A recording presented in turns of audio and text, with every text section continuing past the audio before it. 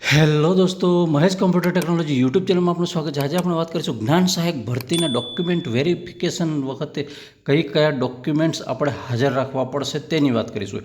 And કે તમે ઘણા એવું કહે છે કે સર આપણે જે જિલ્લામાં ફોર્મ ભર્યું ત્યાં ડીવી કરાવવા જવાનું કે પછી આપણે પોતાના પર્સનલ આપણે જ્યાં રેસિડેન્ટલી છીએ ત્યાં ડીવી કરાવવા જવાનું, આવા બધા સવાલો પૂછે છે. બરાબર, તો આ બધી વાતનું આપણે અહીંયા વાત કરવાના છીએ. બરાબર, આપણે હવે સિમ્પલ વસ્તુ છે કે તમે જ્યાં એપ્લાય કરી છે જે ડિસ્ટ્રિક્ટમાં, બરાબર, તમારું આમાં પ્રોવિઝનલ મેરિટ નીકળશે. એટલે કે બરાબર કઈ તારીખે નીકળશે એ આપણે અહીંયા આગળ વાત કરી દઈએ. અહીંયા સીધા જ જતા રહીએ આવ્યા.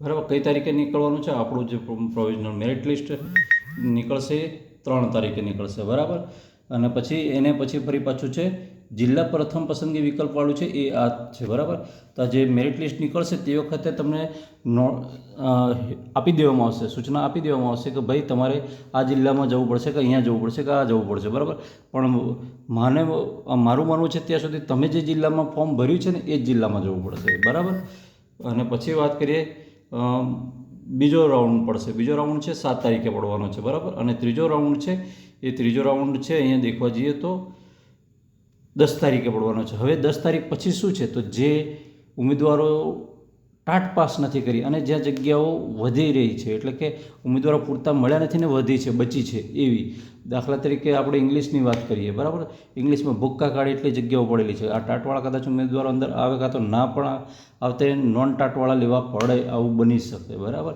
આવી બાયો કેમિસ્ટ્રી એમાં પણ એવી હાલત છે. બરાબર, એટલે આ જે મેથ્સમાં તો કદાચ સરભર થઈ જશે, એસએસમાં બી સરભર થઈ જશે, કદાચ એસએસમાં લગભગ પડી પણ શકે પણ એટલી બધી સંખ્યા ના હોય, પણ ઇંગ્લિશમાં તો 100% ખાસી બધી જગ્યા છે.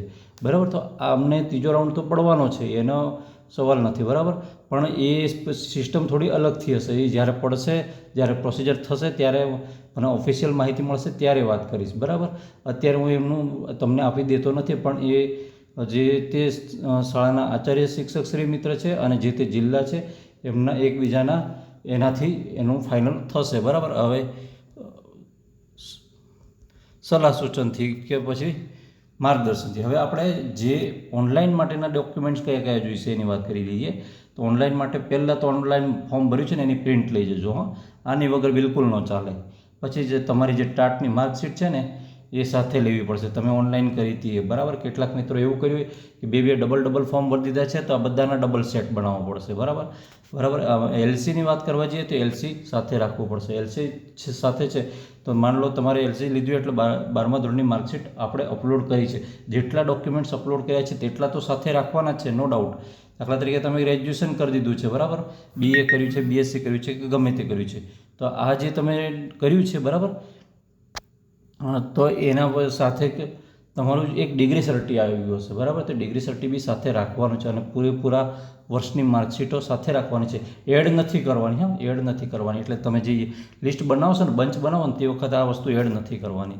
બરાબર, ગ્રેજ્યુએશન ડિગ્રી છે, પછી પોસ્ટ ગ્રેજ્યુએશનનું જે એટલે કે માસ્ટર ડિગ્રી, બરાબર, એમએસસી કર્યું હોય, એમકોમ કર્યું હોય, એમએ કર્યું હોય એ, બરાબર, એની અને એની પણ ડિગ્રી સર્ટી છે એ હાથે રાખવાનું રહેશે. બરાબર, આ વસ્તુ કેમ જોઈશે એ હું પછી કહું છું તમને, કેમ કે એની અંદર ઘણી બધી માહિતી હોય છે. જે ડિગ્રી સર્ટી હોય છે એની અંદર ઘણી બધી માહિતી હોય છે. બરાબર, હવે પછી બીએડનું માર્કશીટ છે. આપણે બીએડ કરેલું છે, કોઈ 1 યર, કોઈ 2 યર વગેરે. બરાબર, તો આ ટોટલ માર્કશીટ આપણે રાખવી પડશે.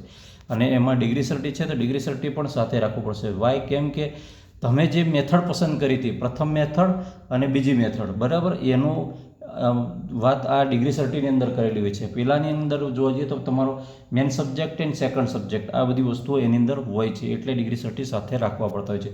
એનસીટી માન્ય એટલે કે તમે જે બીએડ કર્યું છે, બરાબર, તે એનસીટી માન્ય છે કે નહીં એ માન્યનું સર્ટિફિકેટ એક તમને મળેલું હશે, એ પણ સાથે રાખવાનું પડશે. બરાબર, ફોટો સહીની વાત તો ક્યાંય આવતી નથી, પણ આ બધી વસ્તુની એક ઝેરોક્સ નકલ વ્યવસ્થિત અને સ્વપ્રમાણિત કરીને રાખવાની થશે તમારે. ઓકે, અને આપણે અહીંયા કેટલીક તારીખોની વાત કરી એ પ્રમાણે તારીખોએ તમારે આનો સ્ક્રીનશોટ લઈ શકો છો.